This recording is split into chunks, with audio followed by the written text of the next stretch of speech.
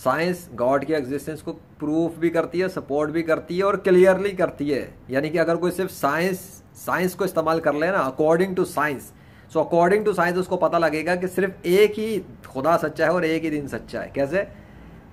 Earth science के मुताबिक, earth science और नेचर साइंस के मुताबिक, नेचर को ले लेते हैं, नेचर साइंस के मुताबिक इंसान का जिस्म मिट्टी में मरने के बाद सड़ गल के ख़त्म हो जाना चाहिए, और ऐसा होता है। लेकिन अल्लाह ने नेचर के इस कानून को बदल दिया और तमाम नेक मुसलमानों की लाशों को महफूज और तरोताज़ा रखता है और उनके जिस्मों में ताज़ा खून भी रखता है और उनके जिस्मों के बालों नाखून भी बढ़ जाते हैं अल्लाह के हुक्म से।